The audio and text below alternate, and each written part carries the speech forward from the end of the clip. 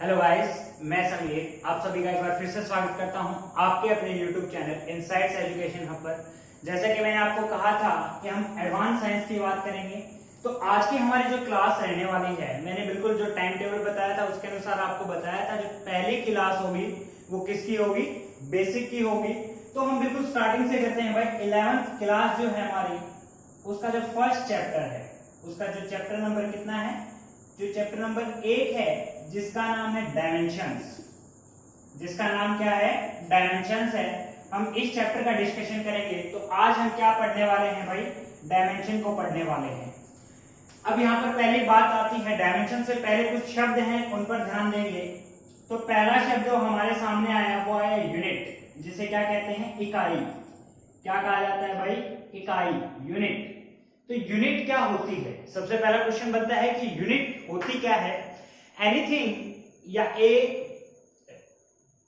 Anything in which we can measure everything. मतलब छोटे से बिल्कुल साफ सी बात कि भाई किसी भी चीज में जिसके अंदर क्या किया जाए? मापन किया जाए या मेजरमेंट किया जाए, जिसके अंदर आप किसी भी चीज को माप सकते हो या उसका मेजरमेंट कर सकते हो, उसे क्या कहते हैं? यूनिट। यूनिट की अगर बिल्कुल सिंपल सी परिभाषा दी जाए तो एक ऐसी चीज जिसके अंदर किसी दूसरी चीज को या किसी मात्रा को, दूसरी चीज को नहीं, किसी मात्रा को मापा जाता है, उसे क्या कहते हैं भाई? यूनिट कहते हैं, इकाई कहते हैं। तो क्या होना चाहिए? यूनिट का मतलब है कि क्या हुआ? Anything in which A quantity is measured. Anything in which A quantity is measured, उसको क्या कहते हैं भाई? यूनिट कहते हैं। अब यूनिट की बात की जाए तो भाई ये दो तरीके की यूनिट होती हैं। एक को बोला जाता है फंडामेंटल यूनिट्स। एक क्या बोला जाता है? फंडामेंटल यूनिट्स नाम दिया जाता है। क्या बोल सकते हैं हम? आधारभूत इकाई। क्या कहा जा सकता है? आधारभूत इकाई। दूसरी का नाम क्या है? Derived units. दूसरी का नाम क्या है? Derived units. मतलब क्या? जो क्या की गई है? ड्राइव। ड्राइव शब्द का मतलब, जो ड्राइव शब्द का मतलब होता है, उसका मतलब क्या होता है? किसी चीज को निकाल के लाना। ड्राइव, जो ड्राइव शब्द का मतलब होता है उसका क्या होता है? किसी चीज को निकाल के लाना। मतलब ये इकाइयां क्या की गई है? निकाल कर लाई गई है। ठीक है। यहाँ काफी बच्चों को डाउट है कि सर कितनी डेप्थ से पढ़ना पड़ेगा। कुछ एसएससी के बच्चे हैं जो इसको देख रहे हैं। एयरफोर्स एनडीए वालों के लिए तो ये बिल्कुल सेम है, नीट वालों के लिए भी बिल्कुल इतना तो उन्हें पढ़ना पड़ेगा। एचएसएससी वालों को मैं क्लियर कर दूं, अब डेफिनेशंस भी आ रही हैं भाई। जो अब का जो पैटर्न चल रहा है उसके अंदर क्या आ रही है? डेफिनेशंस, परिभाषाएं भी पूछी जा रही हैं। तो आपको इन सब के बारे में पता होना चाहिए कि इनकी परिभाषाएं क्या होती है। और जब आपका बेस मजबूत होगा तो न्यूमेरिकल या कोई भी क्वेश्चन करना आपके लिए आसान होगा। ठीक है। तो उस लेवल तक भी धीरे धीरे मैं पहुंच जाऊंगा। तो बेसिक अभी चल रहा है। केमिस्ट्री का किसी को डाउट हो तो उसके लिए बता दो कि केमिस्ट्री की क्लास जो होगी वो पहले फिजिक्स थोड़ी सी कर लेते हैं, फिर केमिस्ट्री भी साइड बाय साइड स्टार्ट कर देंगे, क्योंकि काफी सारे बच्चे फिजिक्स की डिमांड कर रहे थे। ठीक है। तो हमने दो चीजें यहाँ पर पढ़ी। पहला शब्द आया फंडामेंटल यूनिट्स और दूसरा शब्द आया ड्राइव्ड यूनिट्स। तो भाई इनकी डेफिनेशन की बात करेंगे, इनकी परिभाषाओं की बात करेंगे कि जो फंडामेंटल यूनिट्स होती हैं वो क्या होती हैं और जो ड्राइव्ड यूनिट्स होती हैं वो क्या होती हैं। इन दोनों की हम बात करेंगे। तो सबसे पहला हमारा जो शब्द आता है वो आता है फंडामेंटल यूनिट्स। क्या शब्द आया भाई? फंडामेंटल यूनिट्स, आधारभूत इकाइयां। जैसे कि शब्द से ही पता चल रहा है, आधारभूत इकाई। एक शब्द आपने सबने सुना होगा, पॉलिटी के अंदर शब्द ये इस्तेमाल किया जाता है। राजशास्त्र जो होता है, जो नागरिक शास्त्र होता है, या पॉलिटी जो होती है हमारी राज्य व्यवस्था, उसके अंदर यूज किया जाता है फंडामेंटल राइट्स। ठीक है। जो हमारे फंडामेंटल राइट्स है या मौलिक अधिकार। तो मौलिक शब्द क्या होता है? जो बेसिक हो। मौलिक किसे कहते हैं? जो बेसिक हो, जो साधारण हो, जो सबसे जरूरी हो। बेस शब्द का मतलब देखो, बिल्कुल क्लियरली करते हैं, बहुत आसान लगेगा आपको। फंडामेंटल शब्द का अगर मैं दूसरा नाम देना चाहूं तो क्या होता है? बेसिक मतलब आधार। बेसिक मतलब जो आधारभूत हो या आधार हो। और आधार किसे कहते हैं? आधार किसे कहते हैं? जिसके ऊपर किसी दूसरी चीज को बनाया जा सके। बेस किसे कहा जाता है? जिसके ऊपर महल खड़े किए जाते हैं उन्हें तो क्या कहते हैं? बेस कहते हैं, नींव कहते हैं ना। हमारे घर जब बनते हैं तो क्या बनाया जाता है? पहले हम क्या भरते हैं? नींव भरते हैं, उन्हें क्या कहा जाता है? बेस कहा जाता है। ठीक है। तो फंडामेंटल कौन सी होंगी? बेसिक। मतलब ये वो इकाइयां हैं, these are those quantity, these are those units, these are those units from which other units are formed, और दूसरे शब्दों में मैं कहना चाहूं तो these are those quantities, these are those units which are taken as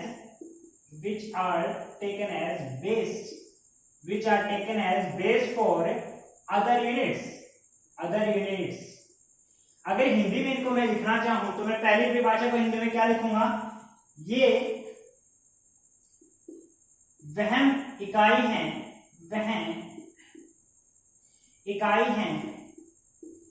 जिनसे दूसरी इकाई बनाई जाती हैं। ये हैं वह इकाई हैं जिनसे दूसरी इकाई बनाई जाती हैं, और अथवा इसके अलावा अगर मैं दूसरी परिभाषा की बात करूं तो वो क्या बनेगी, यह वह इकाई हैं जिनसे क्या, जिन्हें, या वह इकाई हैं जिन्हें या जिनको दूसरी इकाइयों के लिए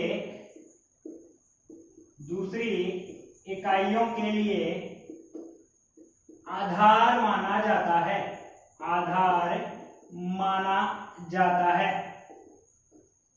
ठीक है, तो ये कौन सी इकाइयां हैं, ये वह इकाइयां हैं क्या होता है, जिनको दूसरी इकाइयों के लिए आधार माना जाता है। तो फंडामेंटल यूनिट्स आपको समझ में आ गई होंगी, जिनसे हम दूसरी इकाइयों को क्या कर सकते हैं, बना सकते हैं। जो पहले से ही फिक्स हैं उन्हें क्या कहते हैं, फंडामेंटल यूनिट्स। क्या कहा जाता है, फंडामेंटल यूनिट्स कहा जाता है।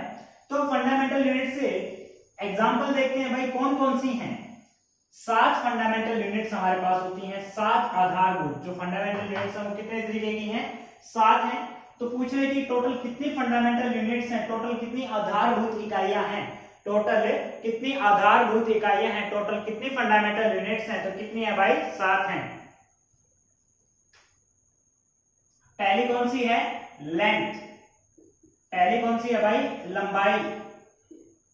लंबाई की जो इकाई रहती है वो क्या रहती है, आप सभी को पता होगा, मीटर। लंबाई की जो इकाई रहती है वो क्या रहती है, मीटर होती है, और इसका चिन्ह क्या होता है, एम होता है। वैसे ही दूसरी जो इकाई है वो कौन सी है, दूसरी जो मात्रा है वो कौन सी है, मास। कौन सी है, मास, द्रव्यमान। तो इसकी इकाई निश्चित रहती है, क्या रहती है, किलोग्राम।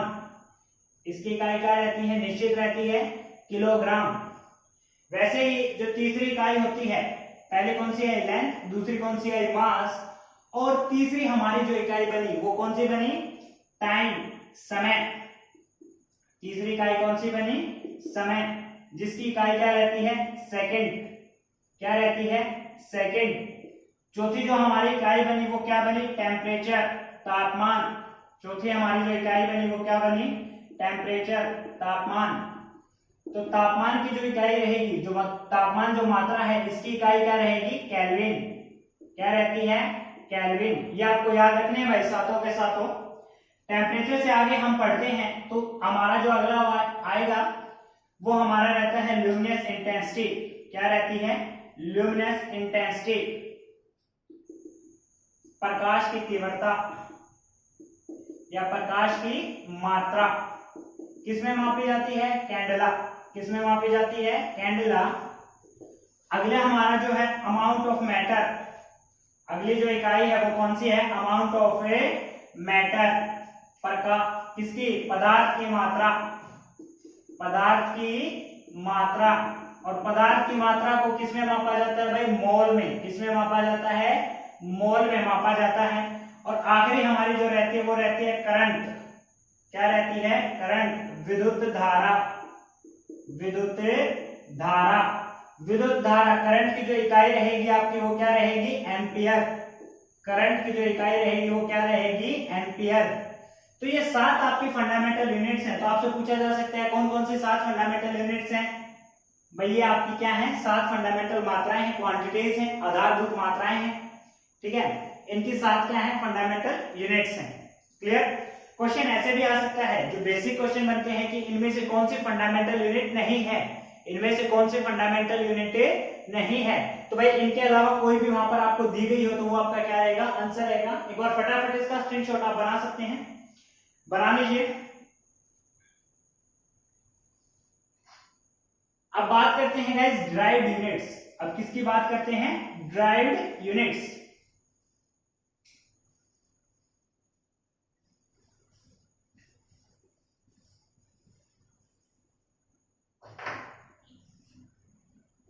अब यहां पर हम बात करेंगे डिराइव्ड यूनिट्स।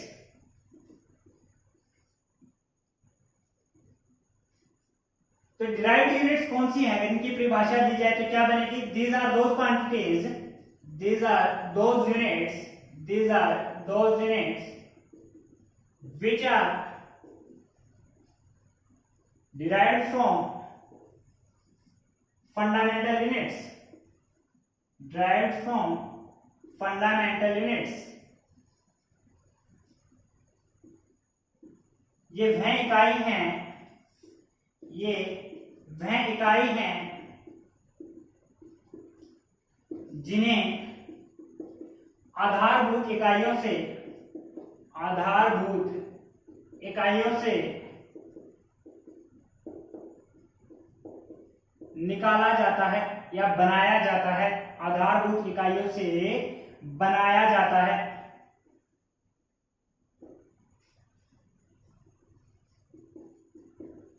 तो ये आप परिभाषा याद रखेंगे, ड्राइव्ड यूनिट कौन सी होती हैं, जिन्हें क्या किया जाता है, आधारभूत इकाइयों से बनाया जाता है, तो उन्हें क्या कहते हैं, डिराइव्ड यूनिट्स कहते हैं। These are those units which are derived from fundamental units.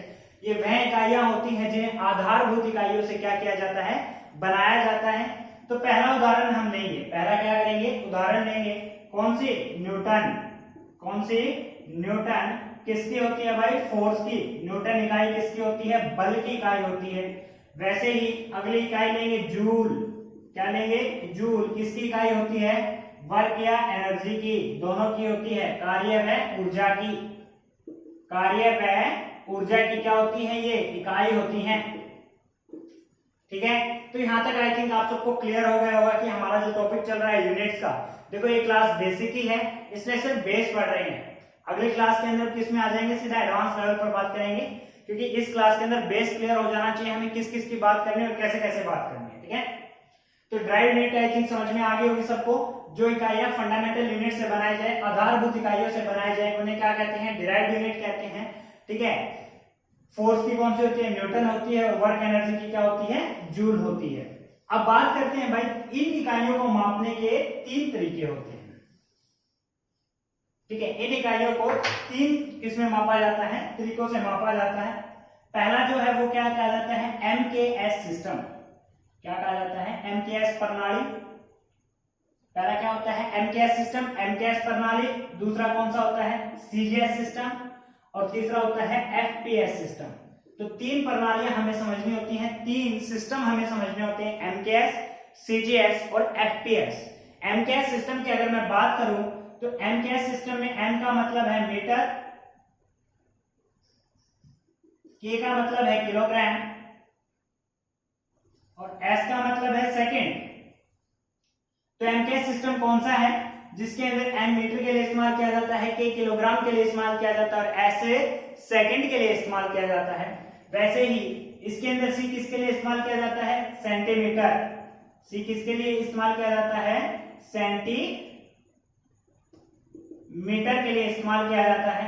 G किसके लिए इस्तेमाल किया जाता है, ग्राम के लिए इस्तेमाल किया जाता है। S किसके लिए इस्तेमाल किया जाता है, सेकंड के लिए इस्तेमाल किया जाता है। इसके अंदर F का मतलब फुट होता है, P का मतलब पाउंड होता है, और S का मतलब क्या होता है, सेकंड होता है। तो भाई पाउंड किसके लिए इस्तेमाल किया जाता है, भार को, द्रव्यमान को मापने के लिए किसका इस्तेमाल किया गया, पाउंड का इस्तेमाल किया गया। दूरी को मापने के लिए फुट का इस्तेमाल किया गया, और समय को मापने के लिए किसका इस्तेमाल किया गया, सेकंड का इस्तेमाल किया गया। तो ये तो क्या है गाइस, हमारी यूनिट्स हैं जिनके बारे में हमें पता होना चाहिए, और ये सिस्टम होते हैं किसी भी चीज को मापने के। 3 तरीके के सिस्टम हमने पढ़े, MKS सिस्टम, CGS सिस्टम और FPS सिस्टम। तो 3 तरीके के हमने क्या पढ़े, यहाँ पर सिस्टम पढ़े। अब यहाँ पर आगे देखेंगे जो इंपॉर्टेंट क्वेश्चंस होते हैं, यहां से एक दो पॉइंट है जो फैक्चुअल आपको याद रखने हैं, उनकी बात करते हैं। गाइस प्रॉपर बुकिश लैंग्वेज बिल्कुल नहीं पढ़ाऊंगा, कोशिश करूंगा कि आपको जो आपके लिए इंपॉर्टेंट है, रेलेवेंट है, जो आपके लिए जरूरी है, वो सब आपको करवाया जाए। पहली क्लास है, बेसिक की क्लास है, और मैं चाहता हूं कि शुरुआत से आपका बेस अच्छा बन जाए। एक बार बेस अच्छा बन गया फिर सीधा एडवांस पे चलते रहेंगे और आपको सब समझ भी आता रहेगा। तो एक बात पहले याद रखिए, जो लाइट ईयर होता है,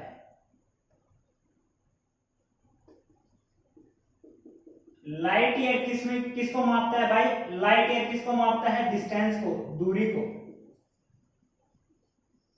ठीक है, लाइट ईयर किसकी इकाई है? दूरी की इकाई है, ये बात आप याद रखेंगे। जो लाइट ईयर है वो किसकी यूनिट है? इकाई है। लाइट ईयर किसकी इकाई है? दूरी की इकाई। यहां तक सबको समझ में आ गया होगा कि लाइट ईयर किसकी इकाई है? दूरी की इकाई है। दूसरा, लाइट ईयर की अगर परिभाषा दी जाए तो परिभाषा क्या होती है? एक साल में लाइट कितनी दूरी तय करती है? एक साल में लाइट कितनी दूर चल सकती है, उसी दूरी को क्या कहा जाता है? Light year. समझेंगे कैसे? आपको पता है स्पीड ऑफ लाइट क्या होती है? स्पीड ऑफ लाइट, प्रकाश का वेग या प्रकाश की जो चाल है, स्पीड ऑफ लाइट है, प्रकाश की जो चाल है वो होती है 3 × 10⁸ मीटर पर सेकेंड, 3 × 10⁸ मीटर प्रति सेकेंड। तो भाई एक साल के अंदर लाइट कितना चल सकती है, हमें कैलकुलेट करना होगा। तो देखो, एक दिन के अंदर 24 घंटे, और 1 घंटे के अंदर 60 मिनट, और 1 मिनट के अंदर 60 सेकंड। एक दिन के अंदर 24 घंटे, और 24 घंटे को हमने किस में बदल दिया? मिनट में। तो किससे गुना कर दिया? 60 से गुना कर दिया। और 60 को हमने किससे गुना कर दिया? फिर से 60 से गुना कर दिया। किस लिए? सेकंड में बदलने के लिए। किस लिए? सेकंड में बदलने के लिए। अब अगर लाइट ईयर है तो ईयर, एक साल में कितने दिन? 365 दिन। तो कुल इतना समय। तो इतने समय में, इतनी सेकंड के अंदर प्रकाश कितनी दूरी तय कर लेगा, प्रकाश कितनी दूर चला जाएगा, उसी दूरी को एक लाइट ईयर के बराबर माना जाता है। उसी दूरी को एक लाइट ईयर के बराबर माना जाता है। कितने समय में भाई? एक सेकंड में तो वो 3 × 10⁸ मीटर चला जाता है। तो इतने सेकंड में कितनी दूर चला जाएगा? इसके गुणा में क्या कर दो? 24 गुणा में 60 गुणा में 60 गुणा में 365 गुणा में 3 गुणा में 10⁸ मीटर। तो इस दूरी को क्या कहा जाता है? एक लाइट ईयर कहा जाता है। ये आप लोगों के लिए है कि आप इसे खुद कैलकुलेट करेंगे। आप क्या करेंगे? इसे खुद कैलकुलेट करेंगे। उसके पीछे का रीजन क्या है? अगर मैं आपको सीधा पॉइंट बता दूं कि इतना आंसर आता है, अगर मैं आपको सीधा बता दूं तो आप कुछ समय के बाद उसे भूल जाएंगे। बट अगर इसे आपने एक बार कैलकुलेट कर लिया अपने हाथों से, तो हमेशा याद रहेगा कि एक लाइट ईयर के अंदर कितने मीटर दूरी होती है। उसको आप किलोमीटर में भी आसानी से बदल पाएंगे। तो एक लाइट ईयर क्या होता है, ये आई थिंक आपको हमेशा याद रखना है। किसको मापा जाता है लाइट ईयर में? डिस्टेंस को, दूरी को मापा जाता है। और ये किसके बराबर होता है? 3 × 10⁸ क्या होता है? मीटर प्रति सेकंड, जो होती है चाल होती है लाइट की। और एक साल में लाइट कितनी दूरी तय करता है, वो किसके बराबर होता है? कि लाइट ईयर के बराबर होता है। अगली बात करें एंगस्ट्रॉम। अगली बात हम क्या करते हैं? एंगस्ट्रॉम की बात करते हैं। तो गाइस एक बार ये सारी यूनिट सीख लेंगे। शुरुआत होती है सेंटी से, ठीक है, सी से इसे लिखा जाता है। इसका मतलब होता है 10⁻²। अगला शब्द आता है मिली, जिसे एम से प्रदर्शित किया जाता है, छोटे एम से, जिसका मतलब होता है 10⁻3। अगला शब्द आता है माइक्रो, जिसे म्यू शब्द से प्रदर्शित किया जाता है, जिसका मतलब होता है 10⁻6। अगला शब्द आता है नैनो, जिसे एन से प्रदर्शित किया जाता है, जिसका मतलब है 10⁻9। अगला शब्द आता है पिको, जिसे पी से प्रदर्शित किया जाता है, जिसका मतलब होता है 10⁻12। अगला शब्द आता है फर्मी, जिसे एफ से प्रदर्शित किया जाता है, जिसका मतलब होता है 10⁻15। और यहाँ पर एक और शब्द याद रखेंगे, एंगस्ट्रॉम। क्या शब्द याद रखेंगे? एंगस्ट्रॉम। इसके ऊपर मैं स्टार बना रहा हूं। एंगस्ट्रॉम के ऊपर मैं क्या कर रहा हूं? स्टार लगा रहा हूं। क्यों लगा रहा हूं भाई? एंगस्ट्रॉम का मतलब होता है 10 की घात -10 मीटर, 10 की घात -10 मीटर। क्लियर? तो इस सारे का ही आपको याद रखना है। सेंटीमीटर बोल दे तो मतलब 10 की घात -2 मीटर, ठीक है, और मिलीमीटर बोल दे तो 10 की घात -3 मीटर, ठीक है, मिली सेकंड बोल दे तो 10 की घात -3 सेकंड, माइक्रो, ठीक है, माइक्रोमीटर बोल दिया तो 10 की घात -6 मीटर, नैनोमीटर बोल दिया तो 10 की घात -9 मीटर, पिकोमीटर बोल दिया तो 10 की घात -12, और फर्मी बोल दिया तो 10 की घात -15, एंगस्ट्रॉम बोल दिया तो 10 की घात -10 मीटर। तो यहाँ पर एक क्वेश्चन है आप सभी के लिए, मुझे कमेंट सेक्शन में आंसर जरूर बताएंगे कि एक एंगस्ट्रॉम में कितने नैनोमीटर होते हैं, एक एंगस्ट्रॉम में कितने नैनोमीटर होते हैं, ये आप सभी के लिए क्वेश्चन है और मुझे कमेंट सेक्शन में इसका आंसर जरूर चाहिए। जो नेक्स्ट वीडियो आएगी उसके अंदर मैं इसका आंसर आपको बताऊंगा, तो मुझे बता देना कि एक एंगस्ट्रॉम में कितने नैनोमीटर होते हैं। तो गाइस ये था आपका अभी तक का बेसिक जो आपको पढ़ना है, जो आपको याद रखना है, ठीक है। अब हम बात करते हैं डायमेंशंस क्या होती है, जो हमारा टॉपिक है डायमेंशन, उसकी हम यहां पर बात करेंगे।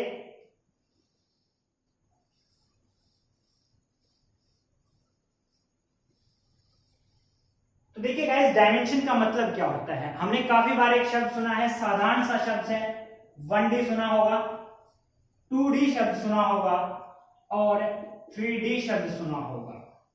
ये तीन शब्द हमने काफी बार सुने हैं और नॉर्मली सुनते भी हैं, ठीक है। अभी बता देता हूं कहां कहां पर ये शब्द सुने होंगे।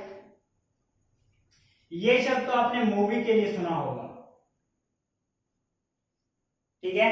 3D मोस्टली सुना होगा कि कैसी मूवी है भाई, 3D मूवी है आपकी, वो शब्द आपने सुना होगा।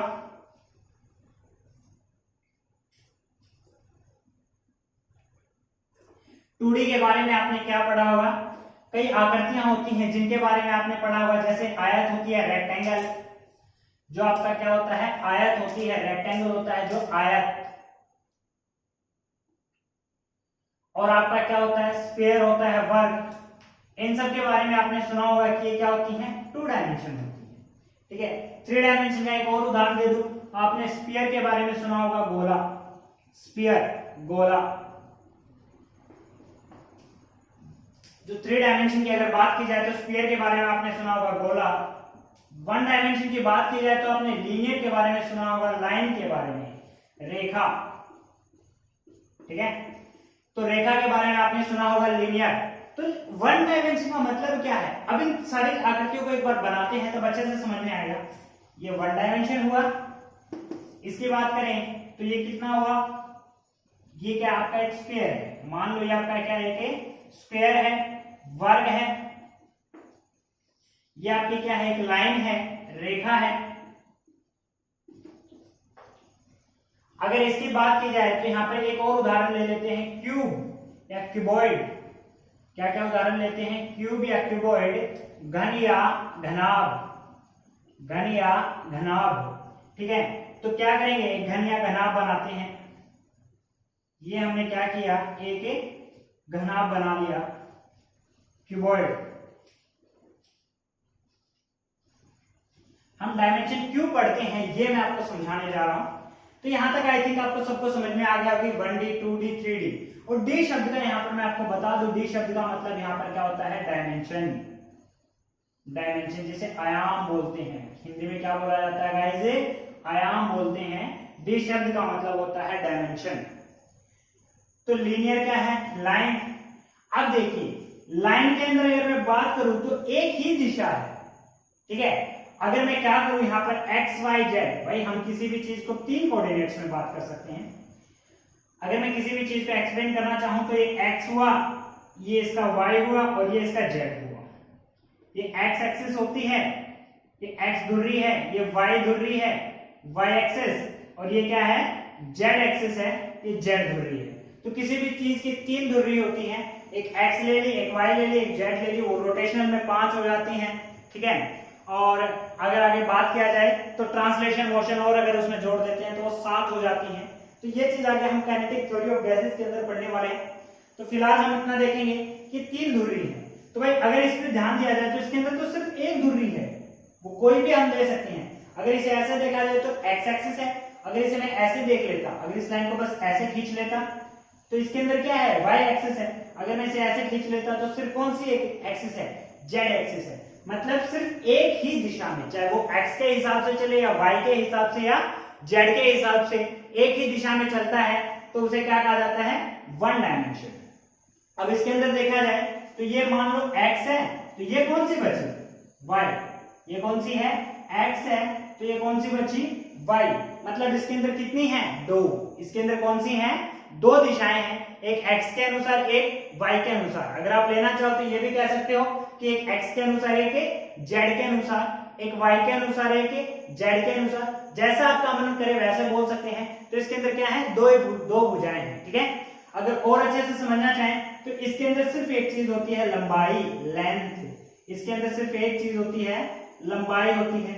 इसके अंदर दो चीज होती है, लेंथ भी होती है, लंबाई भी होती है, और ब्रेथ भी होती है, चौड़ाई भी होती है। क्या होता है, ब्रेथ होती है, चौड़ाई। अगर इनकी बात की जाए क्यूबॉइड की, तो हमारे जो कमरे की आकृति है उन्हें क्या बोला जाता है, क्यूबॉइड बोला जाता है। तो उसके अंदर क्या होता है, फर्श पर अगर ध्यान देंगे तो फर्श चौड़ा भी होता है और लंबा भी होता है। फर्श चौड़ा भी होता है और लंबा भी होता है, साथ ही साथ वह ऊंचा भी होता है। जो रूम है वो क्या होता है, ऊंचा भी होता है। तो इसके अंदर तीनों चीजें मौजूद होती हैं, लेंथ, लंबाई, ब्रेथ, चौड़ाई, ब्रेथ, चौड़ाई, और हाइट, ऊंचाई, और हाइट, ऊंचाई। तो इसके अंदर तीनों चीज मौजूद होती हैं, लेंथ, लंबाई, ब्रेथ, चौड़ाई और हाइट, ऊंचाई। तो यहाँ पर तीनों चीजें आपको क्या करेंगी, देखने को मिलेंगी। तो अब आप समझ गए होंगे डायमेंशन शब्द का, आयाम शब्द का मतलब होता है आप किसी चीज को कितनी दिशाओं से या कितनी मात्राओं से परिभाषित कर सकते हो। किसी भी चीज के अंदर विद्यमान मात्राओं की संख्या आयाम कहलाती है। The quantity, the presence of quantity, a number of quantities in a system is known as a dimension। और सिर्फ नंबर नहीं, वो जो क्वांटिटी हैं, जो मात्राएं हैं, उस पर क्लियर करते हैं। अब अगर बात की जाए, इस बात को जो मैं कहना चाहता हूं समझते हैं। लाइन कितने मात्राओं पर निर्भर करती है, सिर्फ एक पर, किस पर, लेंथ पर। किस पर, लेंथ पर निर्भर करती है। और कैसे, लेंथ का सिर्फ घात कितनी है, एक है। हमने एक ही लेंथ की बात की है तो घात कितनी है, एक है। वैसे ही जो स्क्वायर होता है वो कितनी पर निर्भर करता है, लेंथ पर भी और ब्रेथ पर भी। कितने, उस पर, आयाम पर, कितनी मात्राओं पर निर्भर कर रहा है, लंबाई पर भी, चौड़ाई पर भी। साथ ही साथ उनकी मात्राएं कितनी हैं, इसकी पावर भी एक और इसकी पावर भी एक है। वैसे ही इसके अंदर कितना है, एक लंबाई, एक चौड़ाई और एक ऊंचाई। तीनों की जो घात है वो कितनी है, एक है। एक। तो हमें डायमेंशन से अगर बात की जाए तो डायमेंशन क्या होती है, किसी भी चीज के अंदर कोई मात्रा कितनी मौजूद है, उसकी संख्या कितनी है, साथ में उसकी घात कितनी है। The power and the number of a quantity is in a matter is known as its dimension. Clear, यहां तक आपको समझ में आ गया होगा। तो गाइस इस सेशन के अंदर हम इतना ही करेंगे। यहां तक मैंने आपको बेसिक समझा दिया है। कल के सेशन के अंदर मैं आपको एडवांस लेवल पर लेके जाऊंगा, डायमेंशन निकालने सिखाऊंगा, और उससे अगले के अंदर आपको डायमेंशंस के जो और टॉपिक बचेंगे उनको कवर करेंगे। ठीक है, तो गाइस आपसे रिक्वेस्ट है, अगर आपको ये वीडियो अच्छी लगी है तो प्लीज लाइक, शेयर और सब्सक्राइब करना ना भूलिएगा। Thank you guys and have a nice day.